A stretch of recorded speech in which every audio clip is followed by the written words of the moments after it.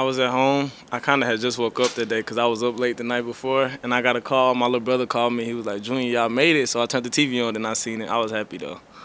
I was very happy. Can you talk about just the fact that you get to continue the season, go compete for even more with this team? It's like you get another chance to do something that every kid growing up wants to do. If you want to play football at a big high level, big time football, you want to play college football playoffs, and we definitely got that shot. Is there any thought in your head that you guys might not make it, or how are you feeling going into it? Nah, it's like it's a thought because you don't know for sure. That's why we wanted to make sure we win. But when we lost, we kind of was like it could be if and or like between us and Alabama. And you know how sometimes it could go into someone else's favor rather than ours. But thank God it worked in our favor. And I feel like the committee made the right choice by putting us in because I feel like we deserve to play. Going back to the championship game, can you walk us through that final touchdown that you were able to score? What was going through your head? Even just that whole drive, how you guys, I don't think we've seen too many games this season where you guys had to make that one big offensive drive. We practice it every week doing 2-minute drills, so we just feel like make the play whenever it comes to you because you never know who it's going to come to. Coach was just calling good plays to get us in position to make plays. He called a play where they ended up being a man, and I was able to get a good route off of his leverage when he was in man, and I made a play. Kevin made a good throw. I scored, and I feel like we gave us a chance to take it to overtime and try to win. Coaches kind of said that you don't really want to be the team that faces you guys after a loss. How have you guys kind of taken that mentality on as you go into this into this next game after not getting the result you wanted last weekend? Yeah, because it's been a while since we lost besides the Clemson game. It's been a long time, I think since like September. So it's not a good feeling. It's a sour taste in your mouth, and nobody wants that feeling again. So almost any team, but definitely us, after a loss, we definitely trying to bounce back hard and play way better this week or next week whenever we do go up there. What do you see out of Penn State on tape? Oh, they're a good team all around. Offense, they make plays. Big team. The defense, they swarm. They play hard, play together. So it's definitely going to be a good game. They're a good team. How much do you guys talk about the environment that you guys are going to be facing? Obviously, one of the biggest stadiums, biggest crowds in all of college football. How much do you guys talk about that and prepare for that? It's like you can try to prepare for it, but you don't have to talk about it. Like growing up, you know how Penn State is, the all white out, like the crowd and everything. That's almost any away game you go to. We know it's gonna be way different because it's gonna be like 100,000+, but they can't play for them on the field, so they could be as loud as possible. But if we do what we're supposed to do, take care of what we're supposed to take care of, we'll be all right. No matter if it's 100,000 or just 20, 40, 50,000. What's just the excitement like of getting to play a big time game like this, national television? Being able to play for something more. Oh yeah, that's like the dream as a kid, especially to go up there, play them there, and to be able to win there, get the opportunity to win there. That'll be big. That might be one of my favorite wins in college. Period.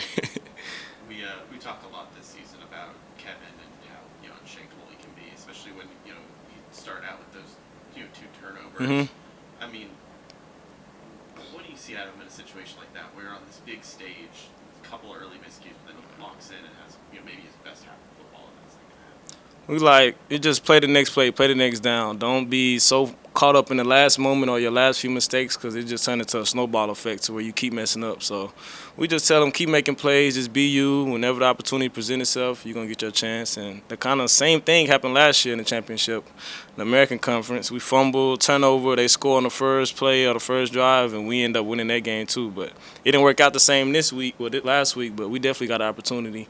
And he played very well the next half. He led us very well the next half.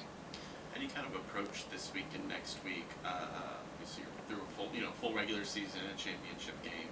Now you guys are going past, and there's even the potential for more games, down the line. How do you physically kind of make sure you guys are good to go these next 2 weeks?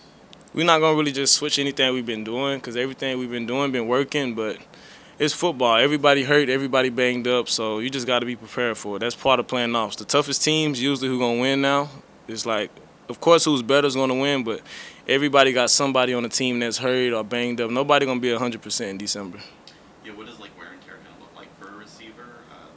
What kind of things can get affected when you're this late in the season?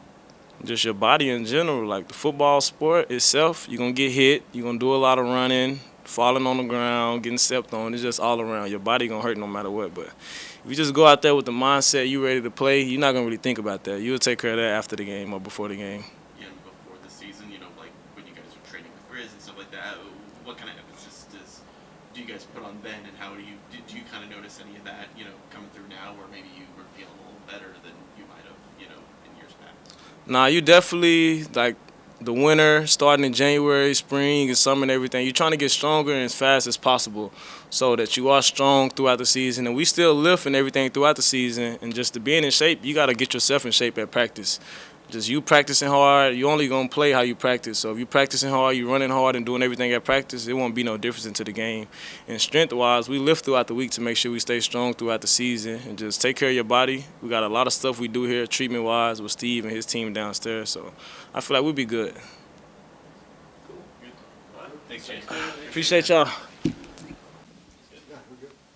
Elijah, where were you when you found out that you guys were headed to CFP? I was home. I was actually just waking up from the long flight and stuff. We got back pretty late, so I had just woke up, and the D-line group chat was just going crazy. Coach Tibbs and everybody else in the D-line was just pretty happy. So, yeah. What did it mean to you when you got that announcement and your season would continue? You guys would get another opportunity.